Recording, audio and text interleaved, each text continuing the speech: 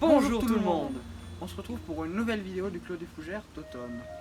Donc en cette saison automnale, nous allons vous parler de la famille des persicaires. C'est parti. Alors voilà la plante dont on va parler aujourd'hui, le persicaire. Alors les persicaires, c'est une famille assez répandue. On a notamment tout ce qui va être renouée, la renouée du Japon, la fameuse plante envahissante, et puis diverses variétés de persicaires. Celle-ci est assez rare, elle provient du Japon. C'est le persicaire virginiana, variété filiformis. Filiformis à cause de sa floraison, et voilà.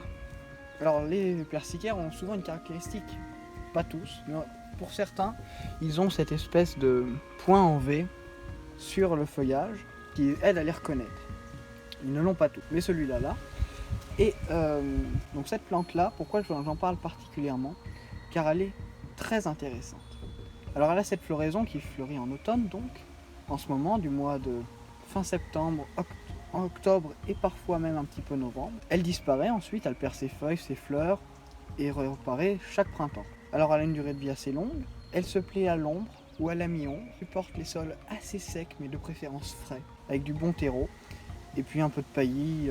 Donc c'est une plante de sous-bois, du Japon comme je le disais, qui a une floraison assez spectaculaire, donc rouge, certes discrète, mais quand même spectaculaire. Alors voilà, on la voit ici, un peu plus. Alors en vrai elle ressort plus, mais c'est une plante très intéressante à découvrir. Persicaria virginiana filiformis. Alors on se retrouve dans un massif un tout petit peu plus loin dans le jardin de sous-bois. Pourquoi? Pour montrer la même plante. Alors vous allez dire, ils sont fous là. Non.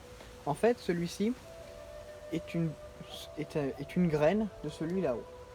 Alors, en fait, c'est une plante qui est assez rare. J'en ai jamais vu en jardinerie, mais par contre, c'est une vedette des fêtes des plantes d'automne.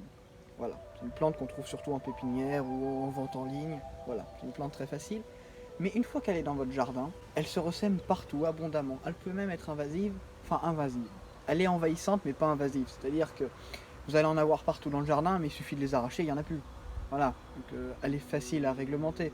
Mais là, tout autour, elle fait ses semis, et on va avoir tout un tas de grappes rouges tout autour de ce massif. Donc c'est ça qu'il faut bien comprendre, c'est qu'une plante rare n'est pas forcément difficile de culture. Celle-ci est très simple et c'est ça son intérêt. Voilà. Alors maintenant, on va aller voir une autre variété.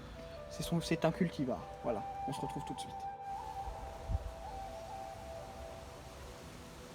Alors on se retrouve encore devant mon persicaire du Japon, Virginiana, mais celui-ci c'est le Penter Palette. Penter Palette pour son feuillage panaché. C'est un cultivar du précédent qui a les mêmes exigences de culture. Le feuillage panaché n'apporte aucune différence, à part que c'est plus lumineux et qu'il va très bien aussi avec ses fleurs rouges, somptueuses, qui luisent quand le soleil tape dedans.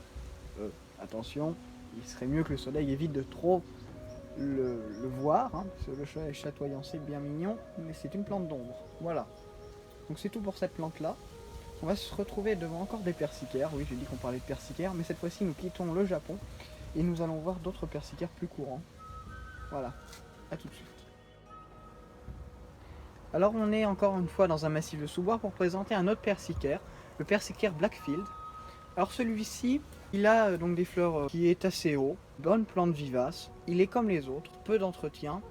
Celui-ci peut aller encore plus au soleil par rapport au filiformis, soleil mi-ombre, voilà, là il est à l'ombre. Et il s'en porte très bien comme vous pouvez le constater.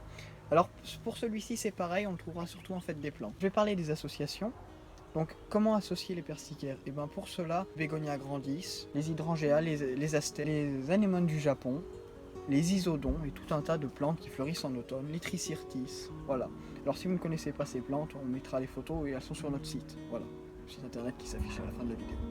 Voilà, c'est tout. On va passer à un persicaire suivant et dernier. Alors on se retrouve devant un autre persicaire, celui-ci est plus courant, Persicaria affinis superba. C'est un couvre-sol, et devant celui-là qui est un petit peu défleuri, alors on va le regarder maintenant, plus en détail, on voit ces fleurs blanches, voilà, qui deviennent un peu roses et qui finissent par, elles sont fanées après. Mais il a deux couleurs et c'est assez intéressant parce qu'il fait blanc et rose en même temps. Bon là il est en fin de floraison. Mais c'est normal que je le présente maintenant, car je veux parler des entretiens des persicaires. Alors celui-ci est beaucoup plus courant, vous le trouverez dans toutes les jardineries, mais celui-ci, comme l'autre, le persicaire filiformis, ont une complexité de culture exceptionnelle. Il vous suffit, en matière d'entretien, de couper les fleurs fanées une fois par an. Voilà tout ce que vous avez à faire pour entretenir un persicaire. Oui, je sais, ce n'est quasiment rien. Il faut couper toutes les fleurs fanées, voilà. Et pour les persicaires filiformis, il suffit de rabattre à ras en hiver.